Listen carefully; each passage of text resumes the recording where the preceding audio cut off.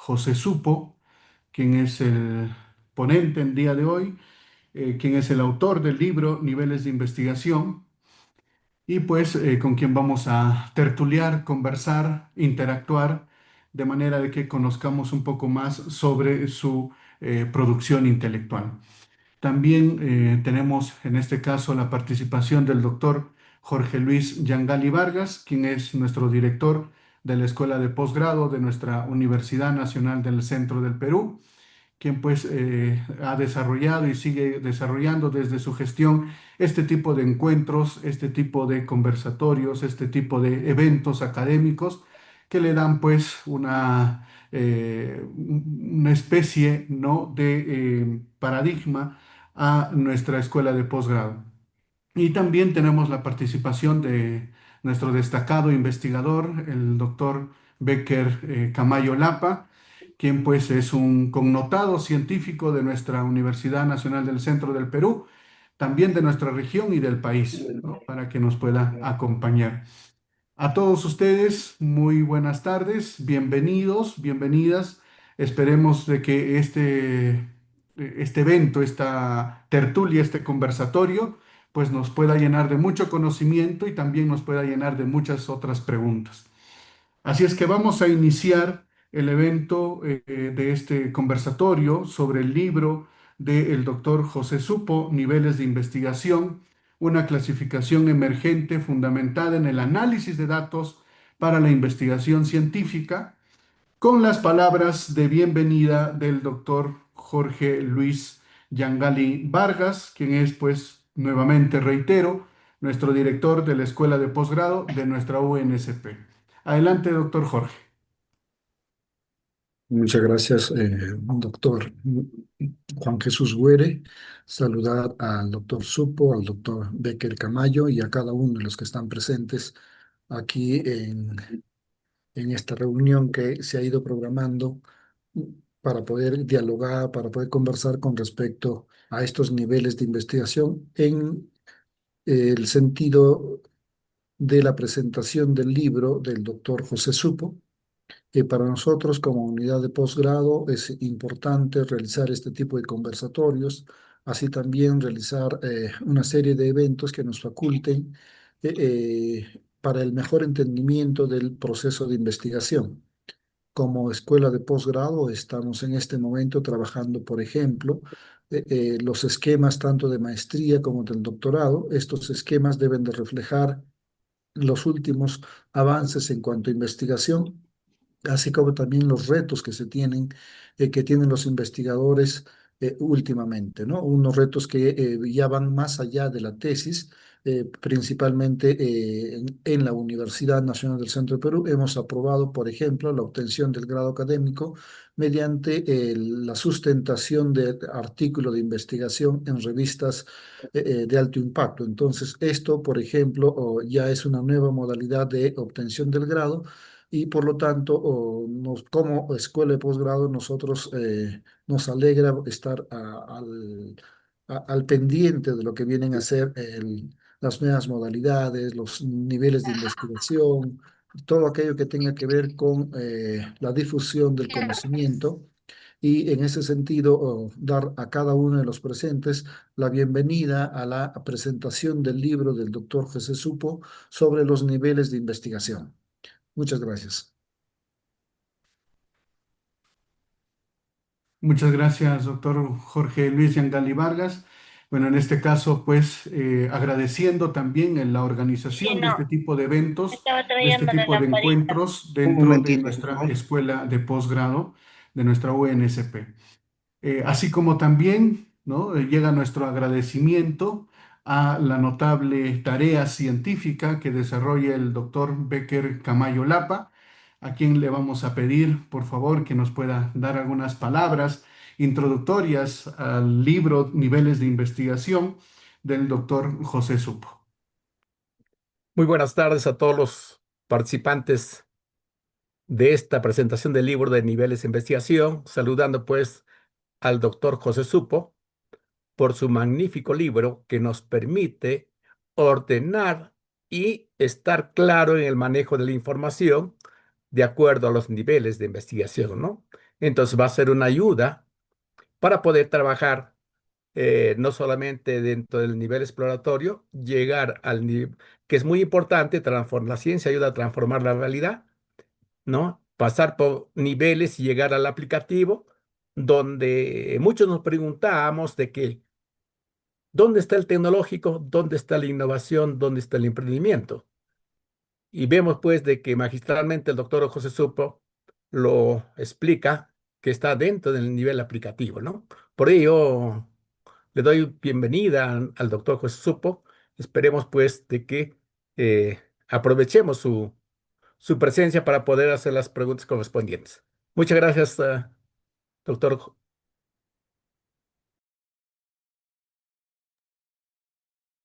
Bien, agradeciendo también a nuestro destacado investigador, doctor Becker Camayo Lapa, ¿no? Quien desde pues sus espacios, sus tiempos, nos ha podido pues iluminar, nos ha podido formar también en el desarrollo de la investigación científica y pues ha dado mucho que hablar y ha representado de manera adecuada a nuestra UNSP. Por otro lado, vamos a iniciar ya el conversatorio con el doctor José Supo, pero sin antes, de repente le voy a dar el paso a que nos pueda dar unas palabras de bienvenida a los participantes que el día de hoy también están pues participando de manera online a través del Zoom y a través de todas nuestras redes de la Escuela de Posgrado. Doctor, ya para iniciar con el conversatorio.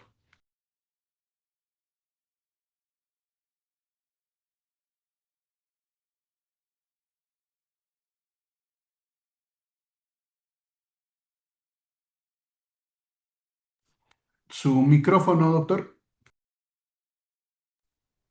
Muy buenas tardes a los organizadores, al doctor Jorge Yangali Vargas, al doctor Becker Camayo Lapa, al doctor Juan Jesús Güere y a toda la comunidad académica de la Escuela de Posgrado de la Universidad Nacional del Centro del Perú. Vamos a presentar el día de hoy un texto, ya no sé si en estos tiempos llamarle texto, porque también usamos versiones digitales, acerca de una clasificación, una taxonomía, basada en el análisis de datos. Si nosotros revisamos la literatura sobre metodología de la investigación, nos vamos a encontrar que hay varias formas de clasificar a los estudios, según su finalidad: investigación básica, investigación aplicada; según su enfoque: investigación cualitativa, investigación cuantitativa; según el lugar donde se recolectan los datos: investigación de campo, investigación de gabinete, que algunos le llaman también de laboratorio. Y así podríamos hacer una larga lista de criterios de clasificación. Todos estos tienen una utilidad.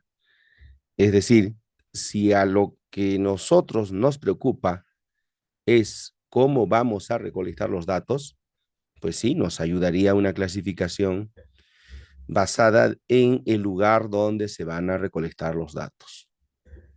Si a nosotros nos interesa el alcance del conocimiento, sí, una clasificación según su profundidad, como decía Danke en su libro publicado en 1986, investigación exploratoria, investigación descriptiva, investigación correlacional, investigación explicativa, si la idea es conocer, si la idea es avanzar en el conocimiento.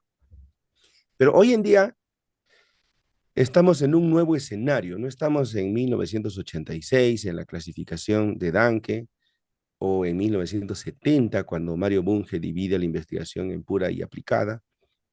Estamos en el 2025 y hay una característica distinta a las épocas pasadas, y es que hoy en día contamos con grandes cantidades de información y de datos para poder procesarlos y para poder llegar a conclusiones que no sean únicamente la búsqueda del conocimiento, sino también la transformación de la realidad. Es así que amerita extender los niveles de investigación hacia un punto donde planteamos verdaderas soluciones a los problemas que en principio enfrentamos investigando, conociendo y que luego necesitamos modificar la realidad.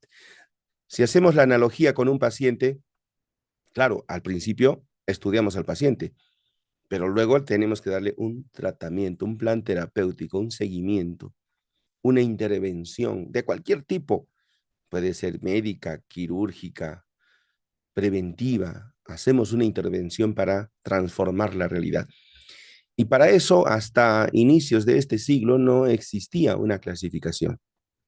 Así, si nos ponemos en el contexto en el que necesitamos analizar datos, la lógica misma nos dice que hagamos una clasificación fundamentada en el análisis de datos. ¿Cómo vemos nosotros los datos en investigación científica? En principio, todo trabajo de investigación necesita datos. Y estos datos deben ser analizados para encontrar nuestros resultados, escribir en nuestras conclusiones y plantear nuestras recomendaciones. Así, los datos se convierten en el eje central de la investigación.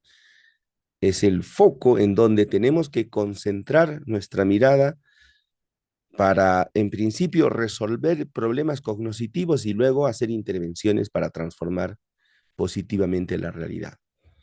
Concentrémonos por un momento y de forma muy breve en el análisis de datos. Notemos esta situación.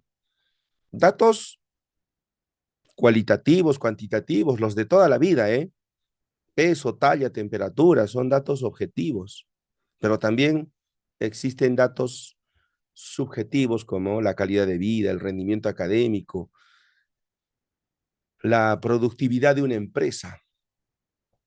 Esos datos son subjetivos, que para efectos de la investigación los tenemos que objetivizar. Por eso creamos instrumentos. En fin, tenemos un conjunto de datos y es lógico que en principio tratemos de entenderlos. Hoy en día existen metodologías para hacer esto.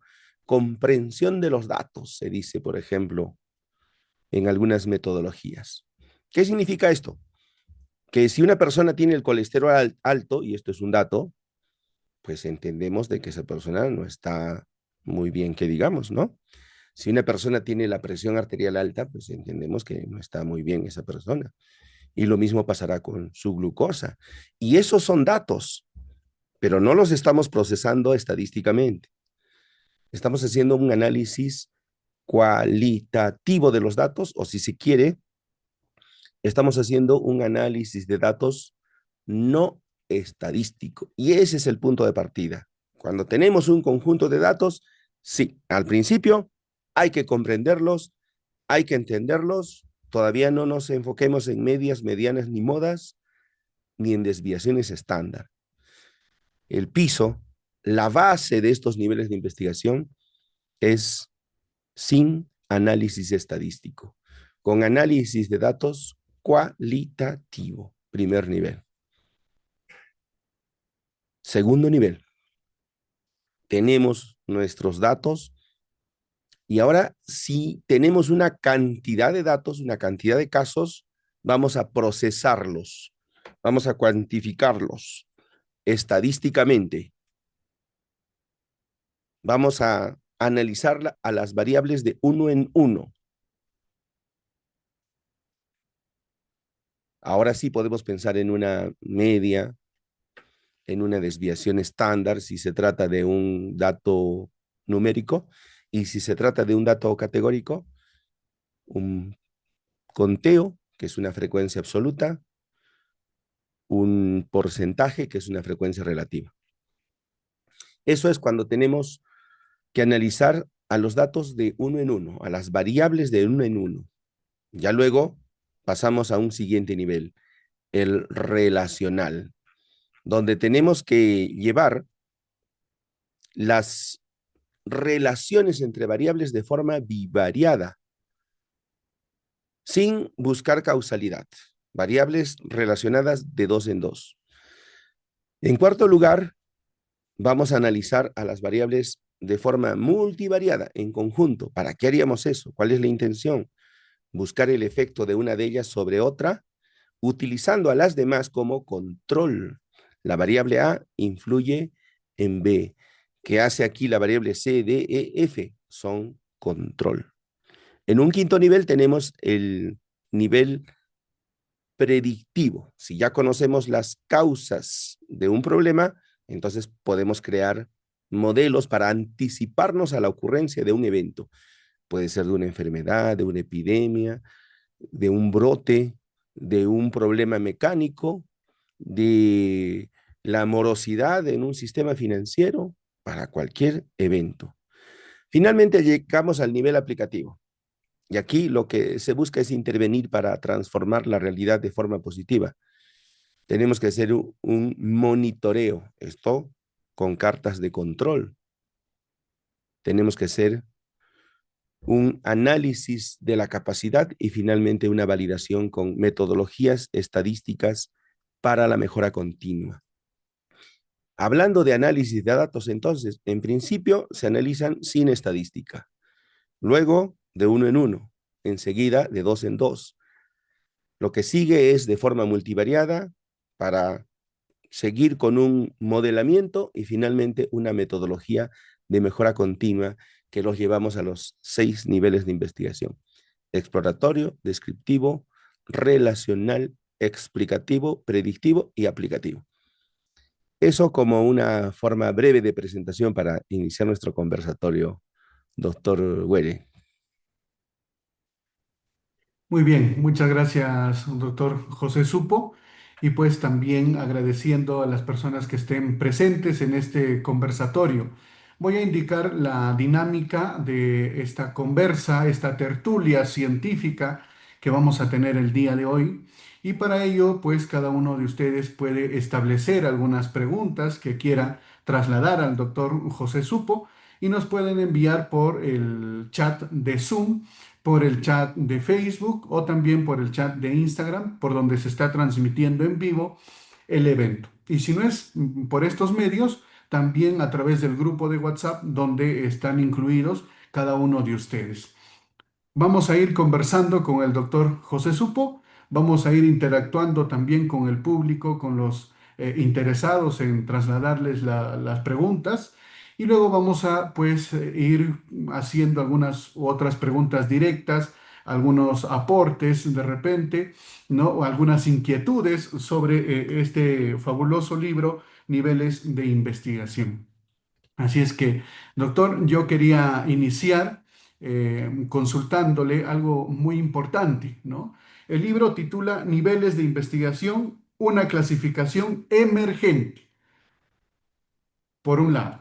Por otro lado, fundamental en el análisis de datos para la investigación científica. ¿Por qué usted utiliza esta categoría de clasificación emergente de los niveles de investigación? ¿Qué lo ha motivado para poder desarrollar este trabajo? Es claramente un guiño a la teoría fundamentada, en virtud de que el conocimiento, la investigación, nosotros lo hacemos a través de tres realidades: la realidad objetiva, peso, talla, temperatura; la realidad subjetiva, el dolor, la satisfacción laboral, la depresión; y la realidad subjetiva creada por el hombre, la ley, la nacionalidad, el dinero. Y las taxonomías que nosotros usamos en investigación son realidad subjetiva creada por el hombre, y uno de los pilares para el desarrollo de esto es la teoría fundamentada de Strauss y Corbin. Sin embargo, a día de hoy tenemos que darle una visión mucho más amplia. Podemos encontrar conocimiento hoy en día estrictamente en los datos. Y uno de los ejemplos es, por ejemplo, la minería de datos. Entonces, extendemos hoy en día, y lo entendemos así, extendemos a la teoría fundamentada no solamente a la interpretación del texto, de los discursos, de la experiencia de los investigadores, sino de la evidencia científica que dejan quienes investigan en sus publicaciones, en sus artículos originales. Entonces, ciertamente está fundamentado en eso, ¿no? En la teoría de Strauss y Corbin.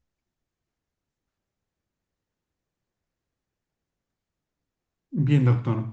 Justamente por ello, haciendo de conocimiento también al público, dentro del índice de contenido del texto, niveles de investigación, en la primera parte se establecen los fundamentos de la clasificación del estudio.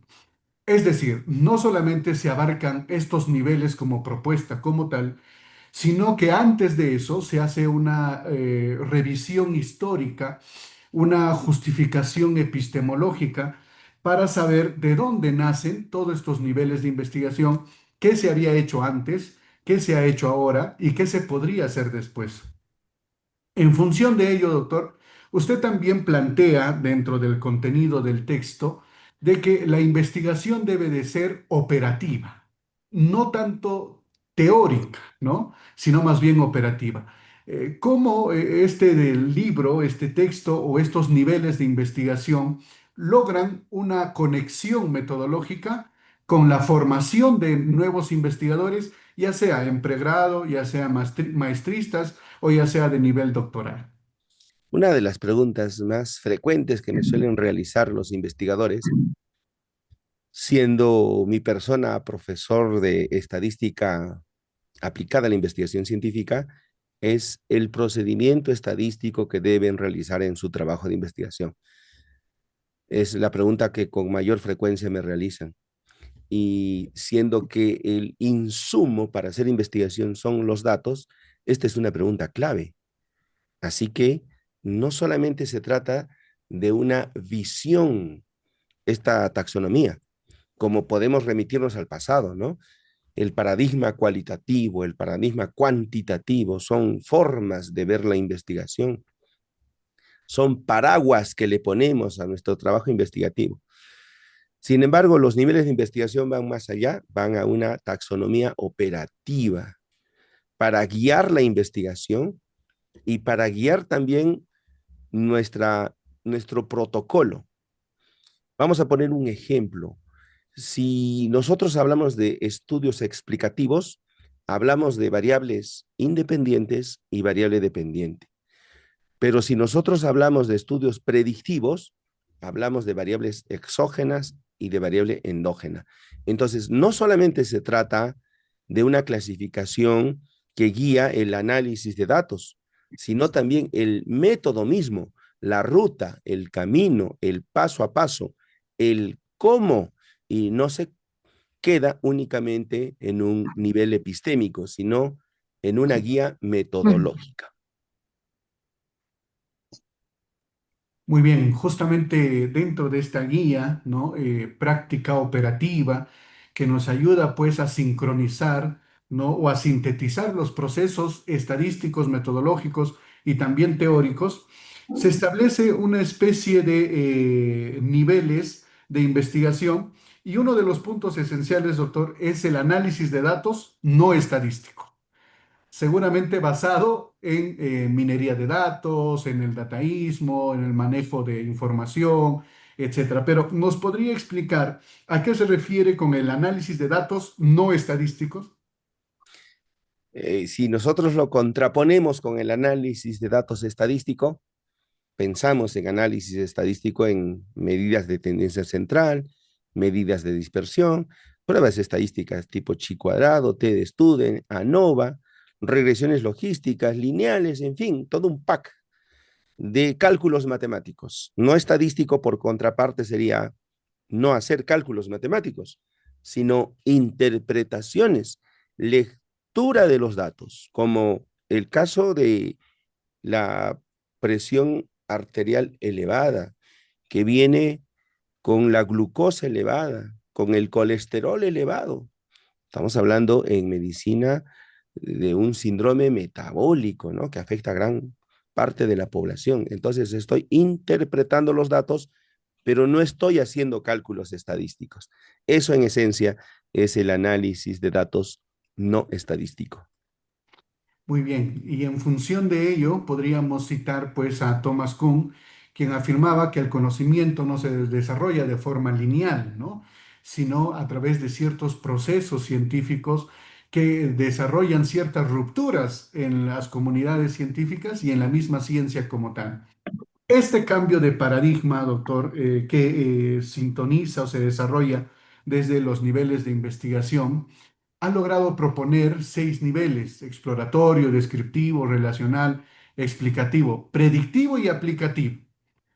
Lo que quisiéramos consultarle es, ¿por qué considera usted necesario o por qué ha considerado de ser necesario la inclusión de los niveles predictivos y predictivo y aplicativo dentro de todo este espectro pues, científico?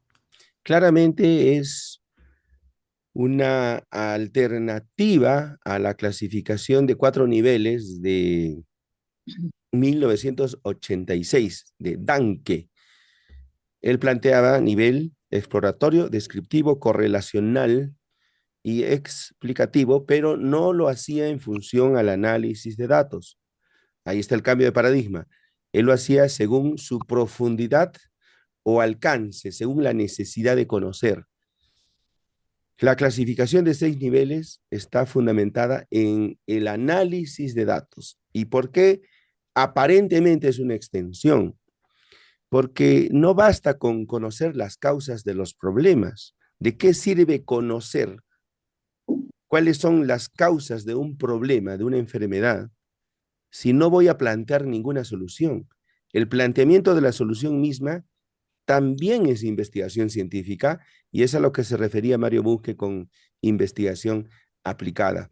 Pero para poder intervenir necesito información válida, necesito evidencia, necesito probabilidad de ocurrencia para poder hacer una buena intervención de lo que va a ocurrir.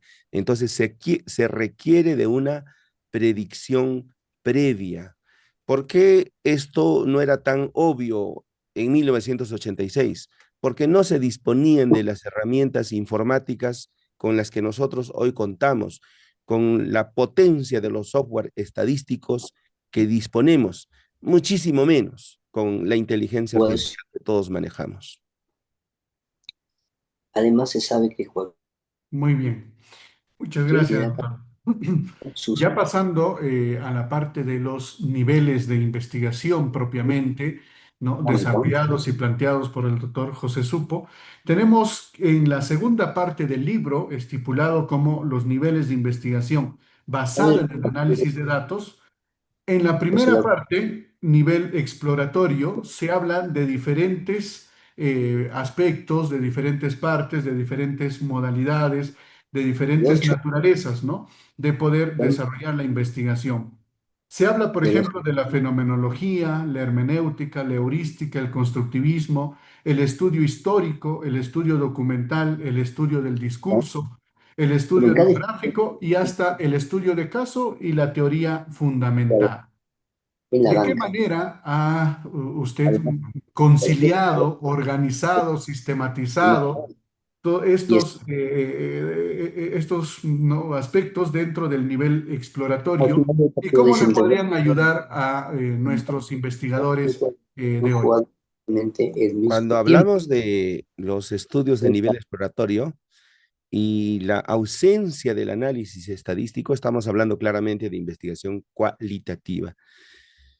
Y sí, consensuar todas estas herramientas en este espacio, dentro de este paradigma, ciertamente es complicado. Por esta razón, en lugar de hablar de corrientes filosóficas, porque la fenomenología es una corriente filosófica, y si nosotros tomamos posición, tomamos parte de, nos vamos a limitar en pensamiento. Por esta razón, a la fenomenología la vemos como una herramienta.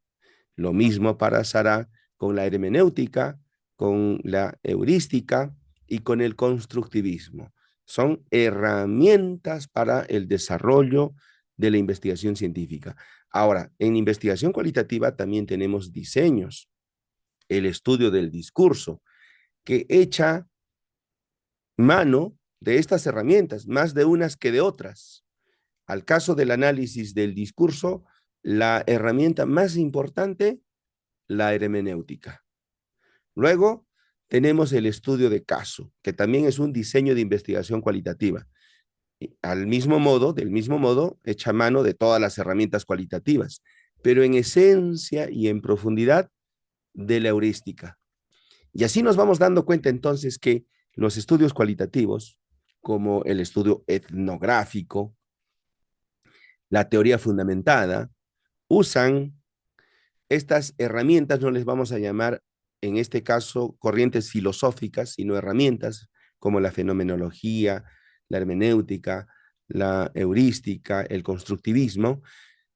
Estos diseños de investigación cualitativa echan mano de estas herramientas para construir un modelo de investigación que están preformateados en investigación cualitativa, pero que no tenemos que repetirlos como si fuera una calcomanía, como si fuera una fotocopia, no, tenemos que adaptarlos según nuestra necesidad investigativa.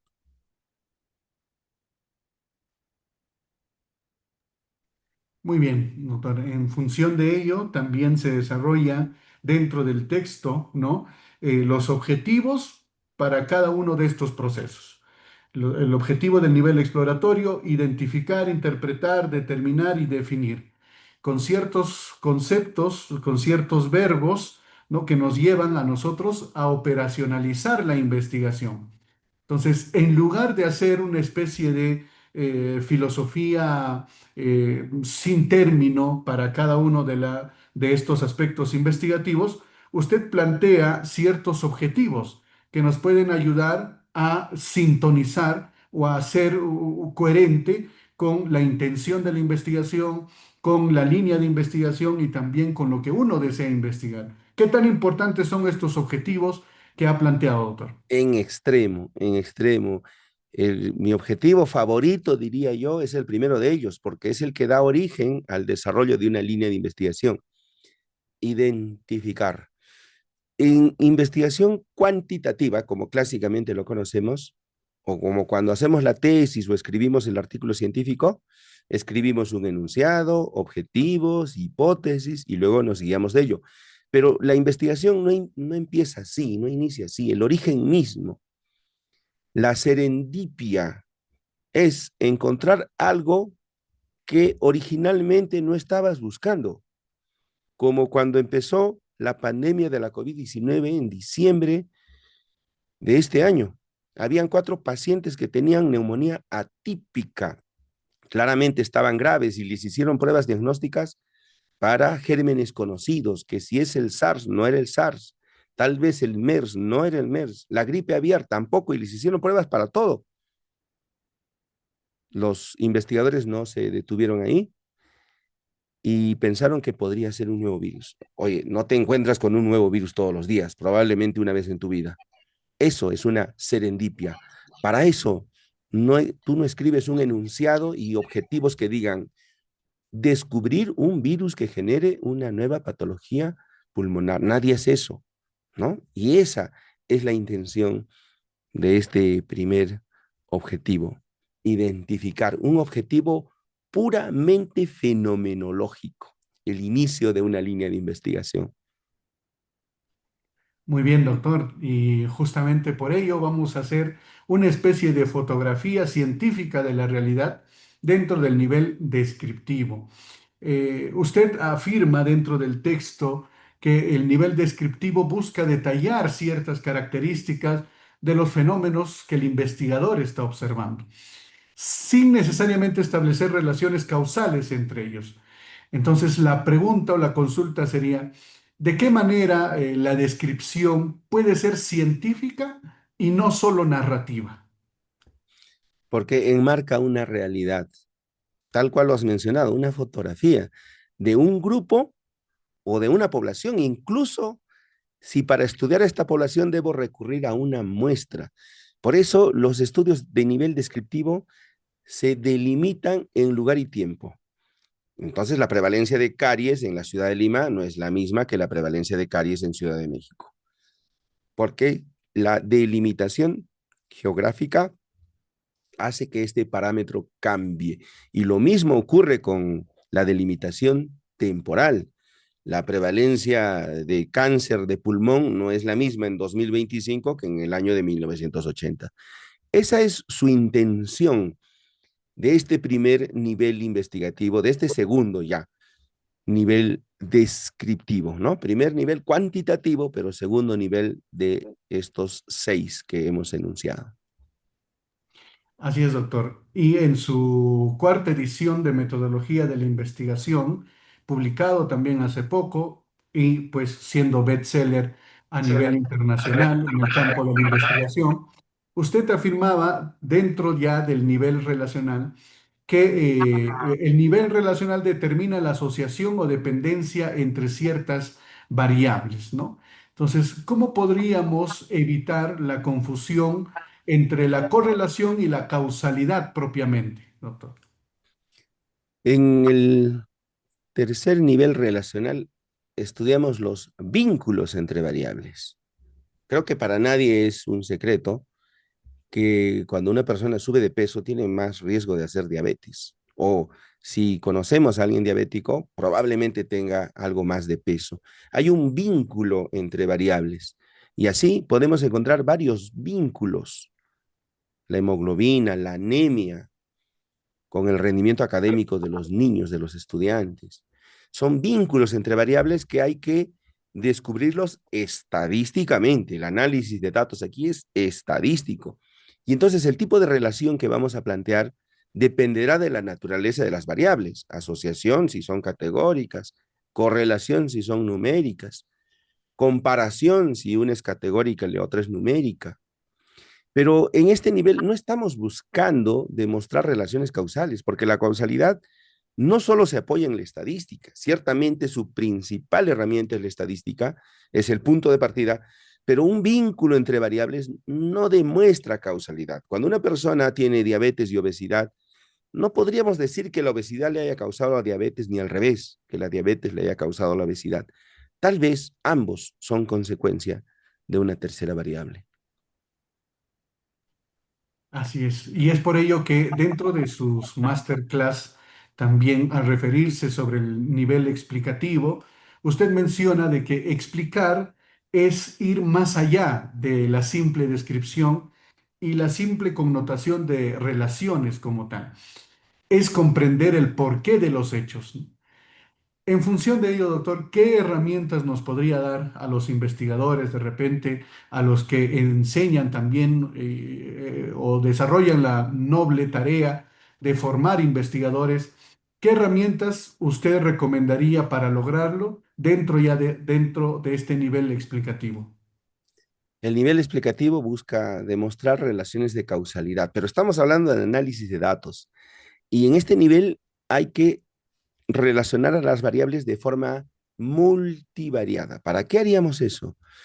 Tenemos una variable independiente, tenemos una variable dependiente, pero a veces estas relaciones demostradas ya en el nivel anterior no son reales. A veces estas relaciones son aleatorias, casuales o espurias. Y entonces entra una tercera variable para controlar esa situación. Confusoras le dicen algunos, control le dicen en diseños experimentales. Esas terceras variables permiten precisamente descartar asociaciones que no son reales, porque si bien el principio de la causalidad es el vínculo entre variables, ese vínculo tiene que ser real.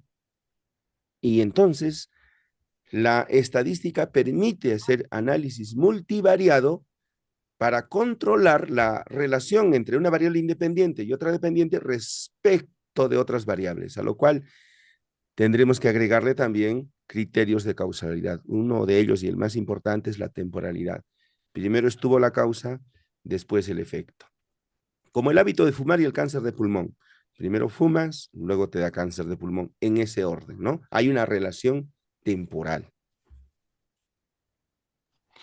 En relación a esta forma, ¿no? Esta manera de poder, pues, desarrollar coherentemente el análisis de los datos, el desarrollar la investigación científica, usted también plantea anticipar o anticiparnos al futuro de los fenómenos. Ya dentro del nivel predictivo, usted sostiene de que, por ejemplo, establecer modelos matemáticos y probabilísticos podrían anticiparnos de ciertos hechos futuros. ¿Qué rol juega, doctor, la inteligencia artificial y, por ejemplo, fenómenos como la Big Data en este nivel, ¿no?, de investigación predictiva? Cuando entramos al nivel predictivo ya podemos hablar claramente de inteligencia artificial, de ciencia de datos. Y lo venimos haciendo hace mucho tiempo. Muchos piensan que la llegada de ChatGPT es la llegada de la inteligencia artificial. No, ya estuvo con nosotros muchísimo antes, pero no estaba disponible para el público en general porque ahora uno chatea con la inteligencia artificial. Antes de eso se podía usar inteligencia artificial con software, con otros tipos de programas. Cuando estábamos en la pandemia, Juan Jesús, habían personas que se infectaban por el virus, pero no hacían ningún síntoma. Habían otros que desarrollaban la enfermedad y también estaban los que terminaban en UCI. Ya entrado algunos meses en la pandemia, se descubrieron algunos predictores de severidad, como por ejemplo el dímero D.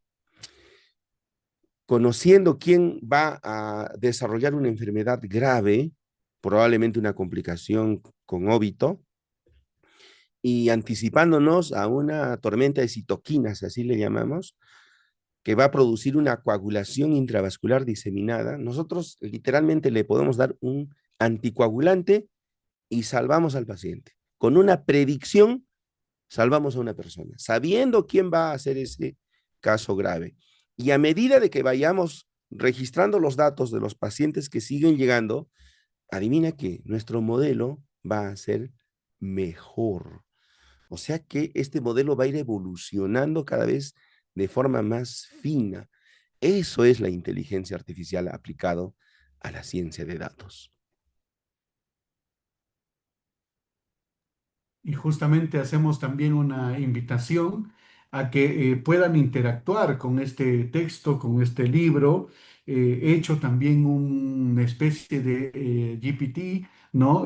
O una inteligencia artificial, además de las otras inteligencias artificiales que ha podido desarrollar el doctor José Supo, para que se pueda, ¿no?, establecer un contacto directo con la investigación, sintetizar los tiempos y además establecer ciertas respuestas y ciertos caminos a los procesos investigativos. Es importante entonces este nivel predictivo dentro de la investigación, y dentro del texto también se abarca el nivel aplicativo, es decir, pasar de la parte teórica a la parte de la transformación como tal. ¿Cómo se valida una propuesta de intervención, doctor, como científica ya dentro de este nivel? A nivel profesional, nosotros registramos nuestra labor. En algunos casos es más sencillo, como por ejemplo un centro comercial, ¿no? El número de compras, el tipo de tarjeta que utilizan, la frecuencia con la que viene un cliente, todo eso se marca electrónicamente. Pero a nivel del trabajo cotidiano también lo hacemos, reportes obligatorios, por ejemplo, hay en salud, en epidemiología. Entonces, estamos alimentando bases de datos ya de nuestro trabajo cotidiano, de nuestras intervenciones. Hay un programa nacional para el control de la anemia infantil que evidentemente obliga a reportar los resultados de esta intervención, los efectos, lo que vamos avanzando, y esto permite hacer monitoreo. Estamos hablando de investigación aplicada. Esto permite hacer control. ¿Cómo sabemos si tenemos controlado al dengue, por ejemplo? ¿Existe dengue hoy en día? Sí, claro, pero a niveles, digamos, tolerables. Si nosotros le hacemos un monitoreo, podemos adelantarnos a cuándo va a haber un brote epidemiológico. Y cuando logramos controlarlo, tenemos que alinear nuestras herramientas para mantenerlo bajo control. Esto aplica a todo proceso, al control del dengue, al tratamiento de la diabetes, al fracaso escolar, a la violencia familiar, a la inseguridad ciudadana en general, ¿no? Ahora con estos centros de videovigilancia que hay ya en muchas localidades de nuestro país, esos data centers guardan información de rostros, placas vehiculares, flujo de personas, acontecimientos, botones de pánico, que literalmente sirve para hacer ese tipo de monitoreo. Entonces, todo el tiempo, hoy en día, estamos escribiendo datos en bases de datos que necesitan ser analizadas para optimizar nuestro trabajo. Esa es la idea de la investigación aplicada, intervenir para transformar la realidad, escribiendo datos que permiten analizarse para ser cada vez más óptimos. Y claro, en este grupo entra también la investigación tecnológica, porque sigue siendo intervención para mejorar una condición y el análisis estadístico es el mismo. Procedimientos como con el control estadístico de procesos, la metodología Seis Sigma o la metodología CRIS de minería de datos, y hay más. A día de hoy, por ejemplo, para la validación de instrumentos, hay una metodología COSMIN y van surgiendo procedimientos que no solo se abocan a conocer, sino a transformar la realidad, a hacer más eficientes nuestras intervenciones y que cuando logramos un resultado óptimo, mantenerlos dentro de ese estándar. Y justamente por ello usted propone dentro del nivel aplicativo otros objetivos. Bueno, también dentro de todos los niveles de investigación, pero dentro del nivel aplicativo usted propone el objetivo, por ejemplo, evaluar, calibrar, controlar, aceptar. Nos da una idea de que el investigador no solamente es un ejecutor de métodos, ¿no? Sino que a través de este nivel aplicativo logra calibrar soluciones reales y evaluar sus resultados dentro de contextos específicos. Para pasar ya a otro tema, ¿usted qué recomendaría, ¿no?, a nuestros estudiantes, a nuestros investigadores, en función ya de la cúspide de los niveles de investigación dentro de este nivel aplicativo? Bueno, así como remarqué al primer objetivo de todos, identificar, también vale la pena remarcar al último de ellos, aceptar el resultado de nuestra intervención. En el campo académico, lo que hace una escuela de posgrado es entrenar nuevos investigadores. Y la evidencia de ese trabajo y de ese esfuerzo es su tesis de grado, digamos, una tesis de doctor. Finalmente, este tesista sustenta frente a un jurado y ellos aceptan su trabajo de investigación como válido. Ese es el último fin, aceptar. La graduación por tesis también es un proceso, como cualquier otro, como un proceso industrial, como la atención al cliente, como una consulta odontológica. La graduación por tesis también es un proceso y también debe ser evaluado y debe ser monitorizado y debe ser optimizado y finalmente debe ser aceptado. Pero aceptar no significa cerrar el libro y ponerle un candado. No, aceptar significa poner un punto de partida porque para la siguiente intervención tenemos que mejorar, que es el fin último de este nivel. La recomendación que yo haría a todos los que van a desarrollar su trabajo de investigación es que si bien los 6 niveles son fáciles de recordar, exploratorio, descriptivo, relacional, explicativo, predictivo y aplicativo, la recomendación que yo les haría es que ahonden en los objetivos. Eso les va a guiar de forma más cercana al desarrollo de su trabajo de investigación. El siguiente paso es conocer a profundidad los objetivos. Entonces, el paso 1 yo creo que está bien sencillo, está bien fácil, 6 niveles, ya está. Paso 2, conocer a profundidad los objetivos. No se trata de escribir un verbo en infinitivo. Todos los libros de metodología de la investigación lo dicen. Un objetivo es aquella oración que empieza con un verbo en infinitivo, te ponen una lista de 80 verbos, te los meten todos en un saco y tú verás cuál escoges. No, no es así. Para cada procedimiento analítico hay un objetivo y hay que conocerlos. Bien, muchas gracias, doctor. Entonces, la recomendación es justamente aceptar, ¿no?, todo el procedimiento científico, los hallazgos y también los resultados a través, por ejemplo, con la sustentación de una tesis. Muy bien, para poder ya entablar el diálogo final, vamos a leer algunos comentarios y algunas consultas de los participantes de este conversatorio. Luigi nos manifiesta de que si es posible determinar el nivel de investigación al iniciar el título de una tesis. Por supuesto que sí. El nivel investigativo está determinado por el propósito del estudio. Todo trabajo de investigación tiene un enunciado que cuenta con un propósito, una línea y una población. Todos estamos acostumbrados a usar solamente línea y población. Por ejemplo, prevalencia, preeclampsia en embarazadas. Es un problema que le puede ocurrir a una embarazada.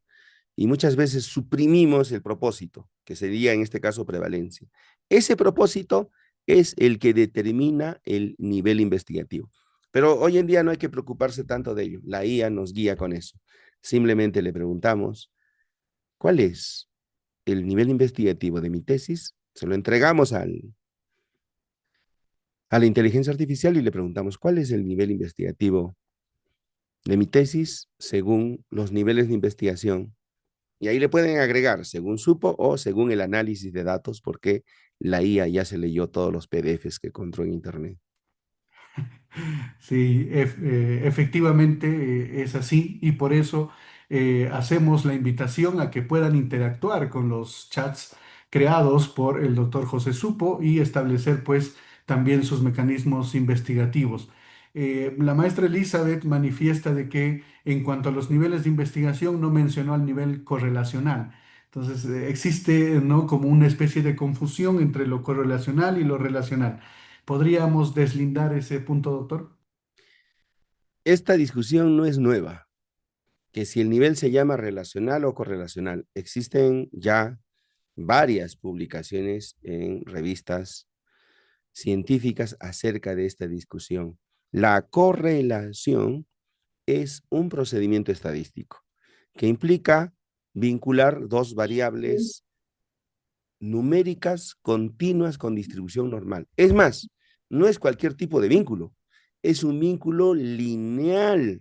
Entonces, remarquemos, la correlación es un vínculo lineal entre dos variables numéricas continuas con distribución normal. No siempre se va a cumplir eso. Las correlaciones no siempre son lineales y los números no siempre tienen distribución normal. Entonces nos estamos refiriendo a un caso muy puntual, muy específico del vínculo entre dos variables. Ahora, si esas dos variables son categóricas, estamos hablando de otro procedimiento de la asociación. Así, el nivel relacional engloba a todos los procedimientos bivariados, incluido la correlación, incluido la asociación, incluida la comparación. La correlación es un procedimiento estadístico, lo relacional es un nivel investigativo. Muy bien, esperemos que se haya pues respondido esta consulta de Elizabeth y el ingeniero Cristian Camacho hace la siguiente consulta. ¿Qué errores comunes cometen los estudiantes de pregrado y posgrado al determinar el nivel de su investigación en su tesis? Creo que El es algo error, recurrente, ¿no? sí, el error más grande, diría yo, no es tanto no ubicar el nivel, porque ubicar el nivel es fácil. La pregunta es, ¿por qué no pueden ubicar el nivel? Porque no han escrito el propósito, justamente lo que mencionaba hace un momento. Un enunciado tiene propósito, línea y población, prevalencia de osteoporosis en posmenopáusicas. Si yo no pongo prevalencia, simplemente diría osteoporosis en posmenopáusicas. Ya, pero ¿qué estás estudiando de la osteoporosis? ¿Su frecuencia? ¿Su tratamiento? ¿Sus complicaciones? ¿El diagnóstico? ¿Qué estás estudiando de la osteoporosis? Ahí falta un propósito, que si le agregamos prevalencia, entonces este propósito nos va a determinar el nivel investigativo. La dificultad que tienen para ubicar el nivel, entonces, no se debe tanto a que sea difícil, sino que han omitido el propósito de su estudio.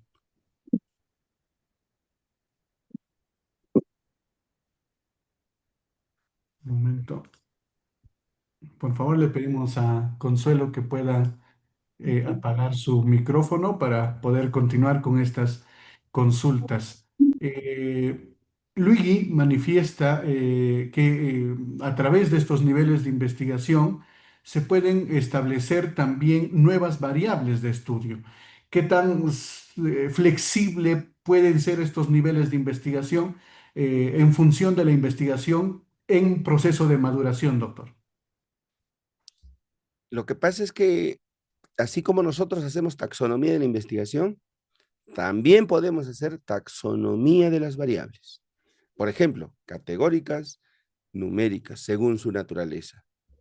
Según los atributos que encontramos en sus valores finales, orden, distancia y origen, las variables son nominal, ordinal, intervalo y de razón. Y así podemos seguir, así como hablamos de taxonomía de la investigación, también podemos hablar de taxonomía de las variables. Y una de las taxonomías más interesantes es las variables según su relación. Entonces ahí podemos hablar de variables independientes y variable dependiente para el nivel explicativo. Podemos hablar de variable de supervisión y variables asociativas para el nivel relacional.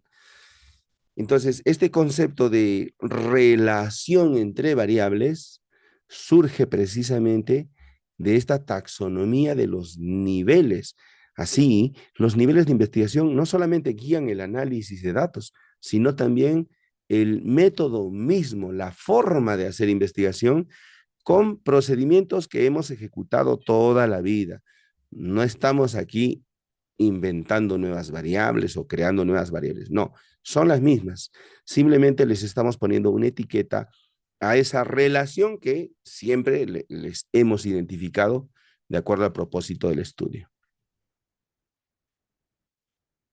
Así es, doctor. Y justamente ya Francisco Góngora, quien me indica que ha leído el texto Niveles de Investigación y lo felicita por el excelente libro, quiere hacerle una interrogante, una consulta, ¿no? ¿Qué se debe colocar cuando en la elaboración de una tesis piden, por ejemplo, establecer los alcances de la investigación? ¿Esto podría sintonizar con los niveles que se ha propuesto? Puede sintonizar, como bien lo has dicho, pero ojo, no son exactamente lo mismo. La clasificación de Danke en 1986 habla de según su profundidad o alcance, pero en términos cognoscitivos. Y él decía, exploratorio, descriptivo, correlacional y explicativo. Esta terminología ha sido difundida por múltiples autores en los últimos 39 años, pero ojo, habla de profundidad y alcance, no habla de análisis de datos. Entonces, es una visión distinta, es un argumento distinto. Podríamos hablar incluso de un paradigma distinto. Lo que nosotros planteamos en el libro es los niveles de investigación según el análisis de datos. Ya eso es otra forma de ver la taxonomía. Por esta razón es que no nos calza la correlación con la relación, porque desde el punto de vista estadístico, la correlación es solo un procedimiento estadístico. Justamente por ello, doctor, se habla del investigador del siglo XXI, ¿no? Que pueda aclarar bien los procesos científicos, como en este caso, que se habla de los niveles de investigación, pero como ancla fundamental al análisis de los datos. El investigador del siglo XXI establece o se desarrolla a través de un nuevo perfil de investigador contemporáneo. Usted en su texto manifiesta de que el investigador moderno debe dominar el análisis estadístico, la ética y la tecnología. ¿Cómo debemos equilibrar estos tres pilares, doctor? Ya hoy en día no conozco algún alumno de pregrado que no use la IA. Y la utiliza para todo tipo de situaciones. Para sacar una media aritmética, le pone un conjunto de datos y le dice, dame la media aritmética. Así de simple. Ya no conozco a un alumno de pregrado que no use la IA. Ahora, ¿cuán profundo la usan? Y eso es otra cosa. Una cosa es saber mover las piezas del ajedrez y otra cosa es ganar el certamen. Y en ese camino, en esa ruta, el alumno de pregrado tiene una ventaja tecnológica, es real, con profesores de generaciones anteriores. Y esta diferencia generacional que se expresa en una ventaja tecnológica podría prestarse para incurrir en conductas tipificadas como no éticas. Si tú dominas una herramienta y yo no, podrías hacer algo que yo no me dé cuenta, ¿no? Ahí es donde entra la parte ética, pero yo me quiero concentrar esencialmente en los datos, que es lo mío, el análisis de datos. Hoy en día es posible generar datos, incluso con distribuciones de probabilidad a medida. Y eso es muchísimo más riesgoso que alguien que haya hecho su marco teórico y que no haya parafraseado. Finalmente, el marco teórico no es contenido original, no es propio del autor. Lo que sí es contenido propio son los resultados. El corazón de un estudio son los resultados y luego la discusión y las conclusiones. Pero ¿de dónde vienen los resultados? ¿Acaso no vienen de los datos? Esa es la parte que hay que cuidar hoy en día en tiempos de inteligencia artificial. Hablemos entonces también, doctor, de la conciencia que existe detrás del método, ¿no? Organizar, por ejemplo, una ética o un comité de ética en los institutos de investigación o en algunos apartados o dependencias científicas de las universidades es importante, ¿no? Sin embargo, la parte ética se ha no tomado muy en cuenta y dentro del texto también se habla sobre la integridad científica que debe de ser pues un aspecto muy importante, ¿no? Transversal en el proceso de la investigación científica. La ciencia o la ética científica, menciona usted, no se enseña con normas, sino con ejemplos y con una práctica responsable. ¿Qué papel debemos cumplir los asesores frente a estos desafíos actuales, doctor? Déjame inspirarme un poco y decirte que lo mejor que podemos hacer los profesores por dejar desarrollar su iniciativa investigativa a los alumnos es dejarlos que investiguen dentro de su línea de investigación, porque nadie va a hacer un mejor estudio que aquel que posee una línea de investigación.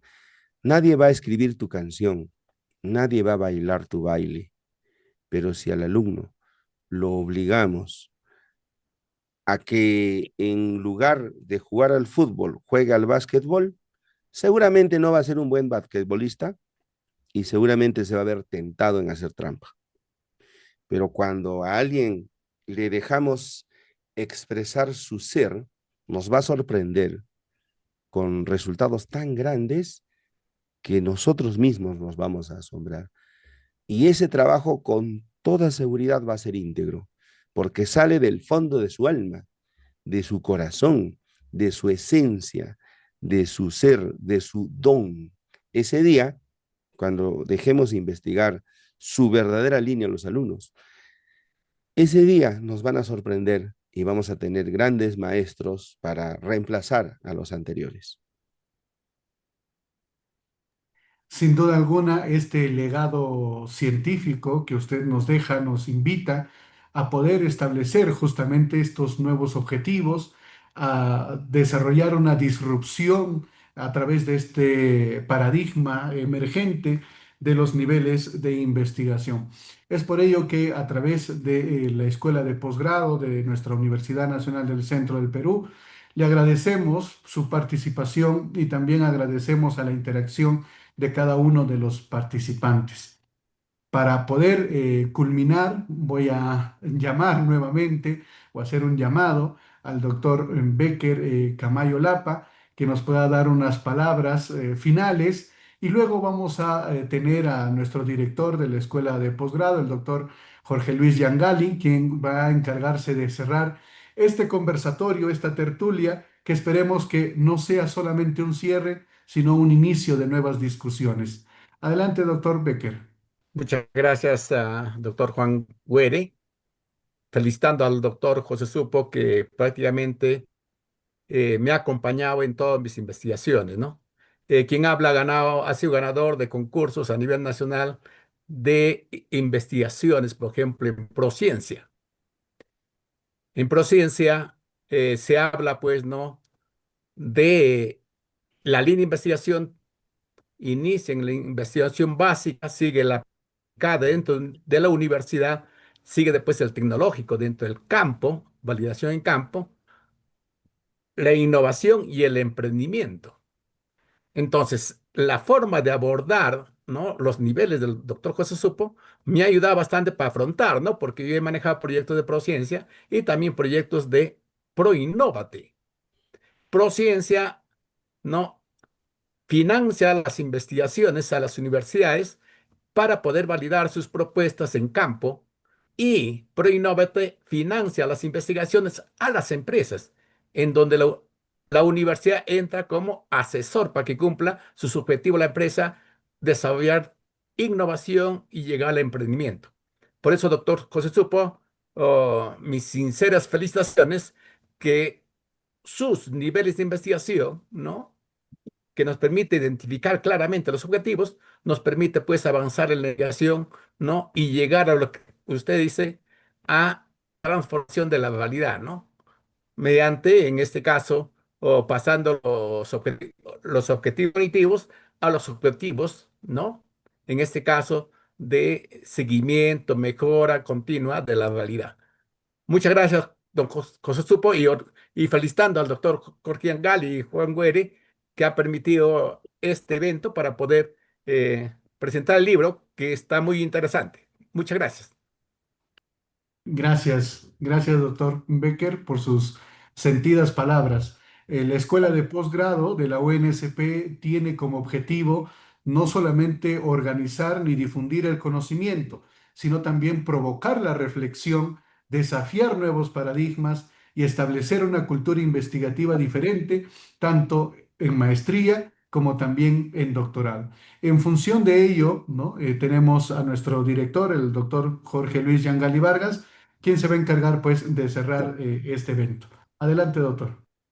Muchas gracias, doctor Juan, doctor José Supo, gracias también por esta presentación interesante que nos, efectivamente, que nos da a luces que en cuanto a los niveles de investigación en los cuales nosotros nos desenvolvemos. Si bien es cierto, aquí hay un enfoque desde los datos, y creo que eso es importante, ¿no? No es, como usted señalaba, no se trata solamente de una investigación desde los datos objetivos, sino también desde esos datos subjetivos, desde ese conjunto de datos que nosotros vamos generando, que podemos establecer una serie de niveles en nuestras investigaciones. Ahora, estos niveles no quiere decir que sea uno menos importante que los otros, ¿no? Sino más bien son en niveles que se van sosteniendo y que nos van permitiendo conocer o aproximarnos de un modo más adecuado a la realidad. Desde mi campo, que es las humanidades, ahí un poco esperamos que más adelante también podamos conversar con respecto a niveles de investigación en las humanidades, en los estudios de música, en los estudios culturales, en los estudios literarios, etcétera, que también ahí también trabajamos con datos, pero digamos en un análisis, realizamos análisis hermenéuticos de distinto carácter, ¿no? Entonces, realmente felicitarlo felicitar a cada uno de los presentes también por haber participado en este conversatorio. He visto que ha habido interacción desde en las redes, interacción aquí mismo en el Zoom, y es porque hay un sumo interés en cuanto a la investigación. En estos tiempos de la posverdad, en las que la ciencia ha sido debilitada, recordemos el caso argentino, a los cuales se ha, por ejemplo, restringido los ingresos económicos y restringido también el financiamiento de la investigación en Argentina en razón de tener un presidente que no entiende a cabalidad el tema de la investigación. En el caso nuestro, esperamos que esto no suceda y que sigamos más bien recibiendo el apoyo para el financiamiento. En tal sentido, me honra como parte de la comisión organizadora cerrar este conversatorio que hemos tenido con el doctor José Supo. Muy buenas tardes. Muy bien.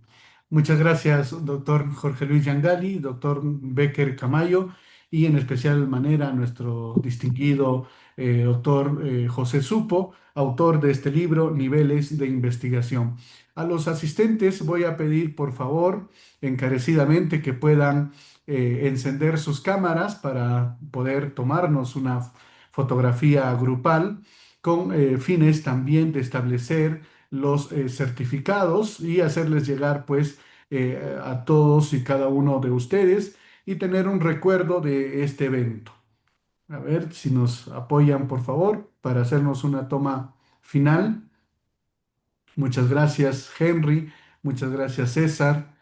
Muchas gracias, Raúl, Rubén, Luigi y maestra Irene. ¿Qué tal, Paulo? Muchas gracias, Carlos, Milton. Muchas gracias, maestro Carlos también. Cristian. Muchas gracias a cada uno de ustedes. Vamos a tomarnos entonces la fotito muchas gracias, Roberto. Gracias, Alexander también.